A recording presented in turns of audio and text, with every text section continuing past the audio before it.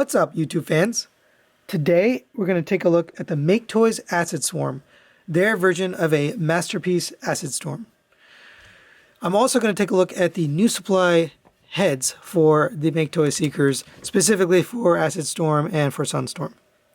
So this was sent to me by NuSupply for review, along with those heads, so I really appreciate being able to look at stuff like this. So thanks again for sending this. So this is a recolor or reissue of this figure. It does come with some slight differences compared to the original. So number one, you do get these wing fillers back here installed by default. Before, you had to either buy them separately or get a separate figure to get those pieces. Additionally to that, you also get these translucent green blast effects. They do fit on the ends of these null rays here, and they look good. I mean, I like them. There was supposed to be also a pink version of these, but unfortunately they didn't give those to us, but we do get these, and those look nice. You also get these shorter tips for the guns, but they don't really have any purpose here. They're mainly for the jet modes. We'll take a look at that. Now, for the head, you do get alternate face pieces here. So you get one kind of yelling mouth piece and then one kind of smirking face. So to put those on, you can go ahead and rotate the head, lift it up off of that, and there's the face. Actually, I guess I have the smirking face already on there. So you can take one of the other faces. We'll take the yelling face here and show you that. So there's the yelling face. These do feel a little bit small on this body, unfortunately. So if you don't like the head that comes with it, you can get these NuSupply alternate heads. So this one is definitely a little bit different looking. So he's obviously got, those acid burns there on the top and on his face. It does come with 4 different alternate faces. They come on the sprue here. I already cut them off the sprue so I could show you each of the faces. But there's the one on there. And the beauty of these is they are bigger than the stock head. So you just lift up the head. This just plops on there. And you do get some good movement on it. You actually get a lot more up and down because of the way this is sculpted. And you can get more side to side. So you get some more expressive looks out of those. Now in order to swap out the heads, you're going to pop this off the ball joint here. And you're going to slide the back of the head out. And let's just put that back there. And there's the face. You take that off and you can see it's got those red kind of robotic beady eyes. And you put on the other face and there's kind of a more hysterical, almost looks like Terminator type of face. And then you slide this back in. There are rails for this to fit in. And then there you go. There's the alternate face. And then you put that back on. And there he is with that Terminator type of face. There it is with the same Terminator face, but without the big smile. It's more of a grimace. There it is with more of a pinkish, really gone through some trouble type of face. His mouth and everything's all messed up. But there you go for all 4 faces. Now, if you prefer just a more standard style head without the, acid damage there, you can use this one, which is actually for Sunstorm, but it looks really good on this guy. It's got gold eyes painted, and then the face is painted white. It works exactly the same. The dimensions and proportions look a lot better than the stock head. This one also comes with a sprue of other faces. So the ones you can see on here, it's got, very wide laughing face, smaller laughing face, straight face there. These are all painted in a pearlescent white. And then there's 2 more.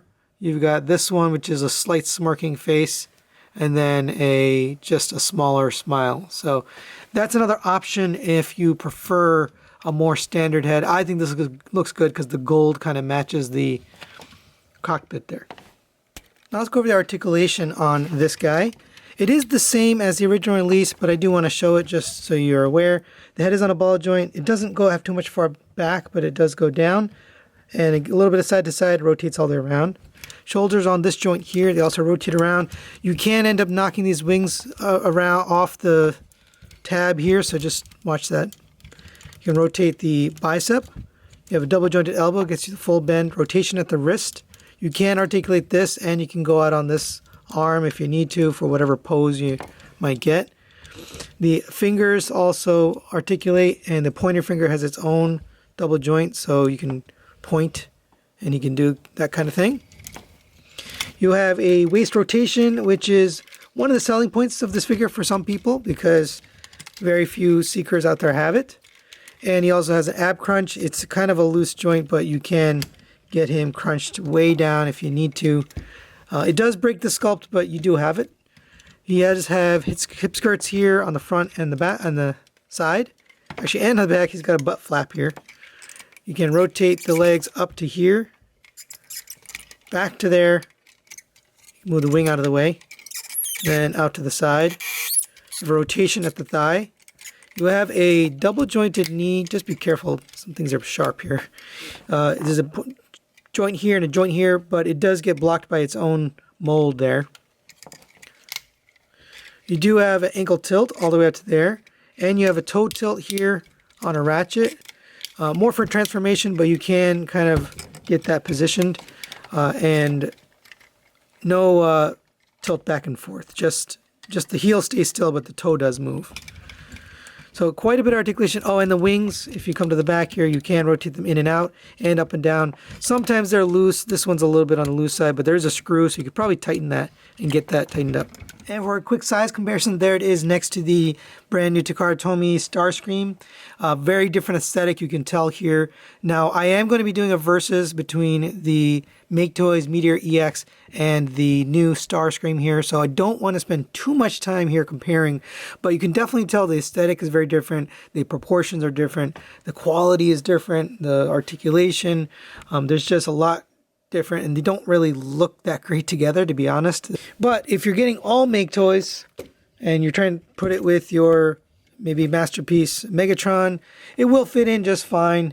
It's a little bit taller than this guy, but if you're going with the full set, then it will definitely fit in well with your other masterpiece Decepticons. And here's Acid Swarm all transformed up into the jet mode.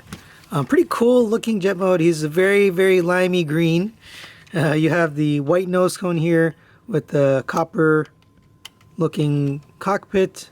You do have lime green paint on this part just right here, and then the dark green paint here. The rest of this is all just green plastic.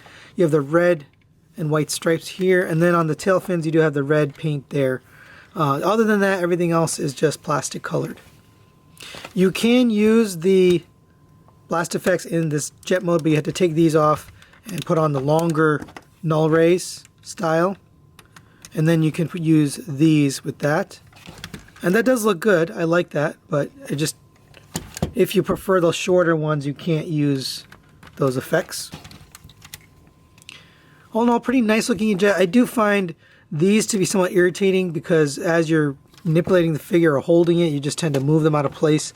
And they end up not being posed correctly. But coming to the bottom here, you do have landing gear. So the rear landing gear right here. Unfortunately, those are just pieces of plastic. They're not actual wheels, so it doesn't roll.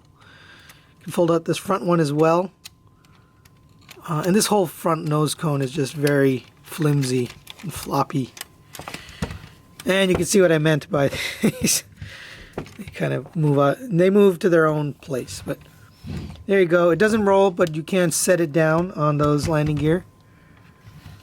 It doesn't have the nose cone thing or anything like that. You can't open up the cockpit. That's really it for features on this guy. And for a quick size comparison, there it is next to a Fans Toys jet. Roughly the same length, pretty much the same width, and almost the same height, maybe a little bit shorter. It's a little bit more sleek in terms of the jet mode, so similar to other jets in a Masterpiece scaled collection. So final thoughts on Maketoys Acid Swarm. Let's start with the head first. So this is the NuSupply alternate head there. I definitely like that better than this. I think this is a little too small. Also, the face sculpts aren't great, and they're okay, but I just feel like it doesn't fit proportionally with the body. It's more that anime style, you know, smaller heads and larger legs. So I prefer the bigger head, and I do recommend those for any of the Maketoys seekers, and you can check that out in the link in the description below. Now let's talk about the figure. So let's start with the positives. It does come with some nice accessories. You get these blast effects here, the green ones. You also get the wing fillers here, which are installed by default, which you, in the original ones, you had to actually either purchase those separately or get them with another figure.